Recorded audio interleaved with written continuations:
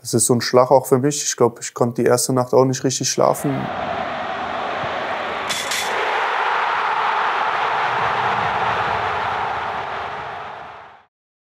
In unserem neuen Mannschaftsbus ist das Team nach Bremen gereist und ist gestern Abend mit Übergepäck in Form von 3 Punkten wieder in Dortmund angekommen. Erfolgreiche erste Auswärtsfahrt also für unseren jüngsten Neuzugang und damit herzlich willkommen hier vom BVB-Trainingsgelände in Brakel zu unserem Spieltagsrückblick. In dem haben wir jede Menge Zahlenspiele und Historie, ein Interview mit Salih Özcan, also starten wir direkt durch. Die 2 Tore aus dem Bremer Weserstadion, die klangen im Netradio so.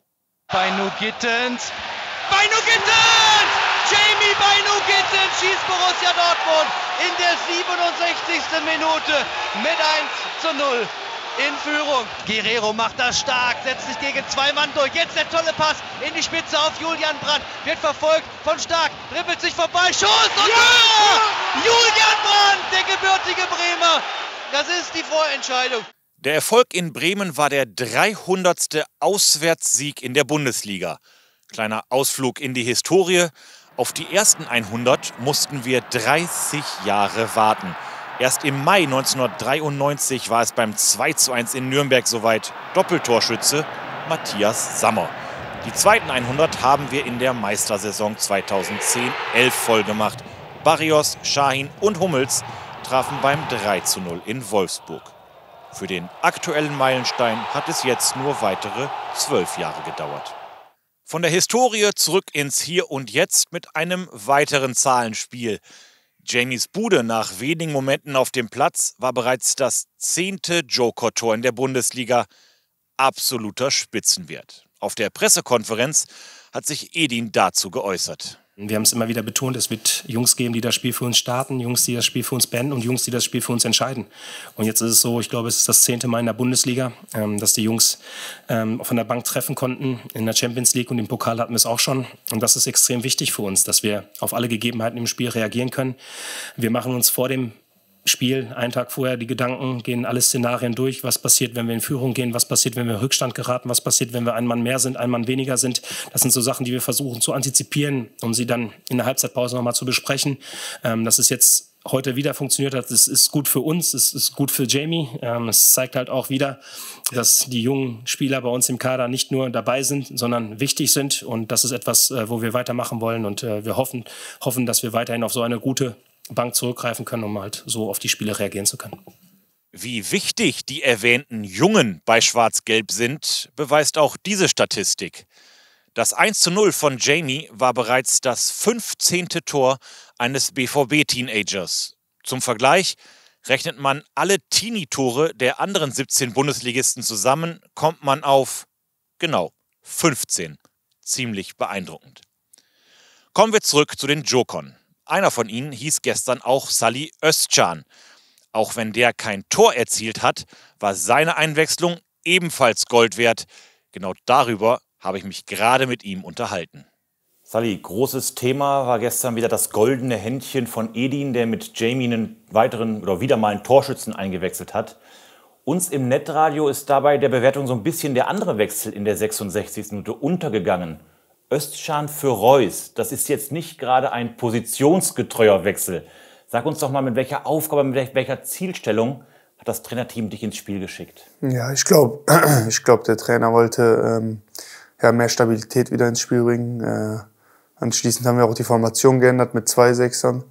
Dass wir mehr Zugriff wieder aufs Spiel bekommen, dass wir vor allem die zweiten Bälle wieder für uns entscheiden konnten. Ja, und war umso schöner, dass die Tore dann halt mit dem Wechsel passiert sind. Hat mich auch sehr gefreut für den Jamie und ja, natürlich gut geklappt. Es wurde natürlich gestern auch wieder ein Stück weit dann geungt. 2:0, 89. Minute. Ich glaube, nur gestern hat niemand im Stadion gedacht, dass ihr das wie im Hinspiel nochmal hergibt. Es ist eine ganz andere Selbstverständlichkeit im Team. Ihr gewinnt solche Spiele, ihr gewinnt Kampfspiele wie gegen in Bochum, ihr gewinnt Last Minute wie in Mainz. Was ist da gerade passiert? Woher kommt diese vielleicht neue oder andere Selbstverständlichkeit? Ja, ich glaube, das Ding ist einfach, dass wir Sachen annehmen. Dass wir auch mal annehmen, im Rückstand zu sein. Auch dann immer noch weitermachen und weiter an unseren Aufgaben bleiben und bis zum Ende durchziehen. Und dann gewinnen wir auch solche Spiele. Und spielen nicht 0-0 in Bremen. Jetzt mal ganz kurz, bei all der Euphorie, die wir haben, wird uns ja auch gerade wieder wirklich vor Augen geführt, dass Fußball nur die schönste Nebensache der Welt ist. Wir sprechen natürlich über die Erdbebenkatastrophe in der Türkei und in Syrien. Ihr und auch Werder Bremen gestern Zeichen gesetzt, habt gespendet, die Trikots, die gestern getragen werden, versteigert. Wir haben am Mittwoch einen sehr emotionalen Emre Can erlebt. Wie geht es dir aktuell? Klar ist Fußball wichtig, es ist dein Job, aber wie schwer ist es gerade, sich auch darauf zu konzentrieren mit den Bildern, die man da immer wieder bekommt?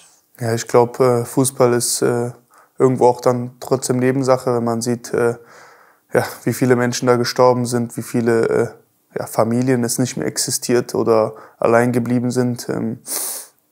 Ich glaube, das ist so ein Schlag auch für mich. Ich glaube, ich konnte die erste Nacht auch nicht richtig schlafen, war mit den Gedanken immer da, ob es auch meiner Familie gut geht. Viele Freunde sind dahin geflogen, um zu helfen. Meine Familie lebt selber da. Wir selber kommen aus Malatya. Also mein Vater, es war nicht einfach. Man versucht dann irgendwie hier alles zu tun, alles zu machen, um da irgendwas zu helfen, um da zu machen, dass den Leuten wieder gut geht. Selbst das Atmen hier fällt dann einem ein bisschen schwer oder selbst wenn du dann irgendwo was essen gehst, fühlt sich das falsch an in dem Moment.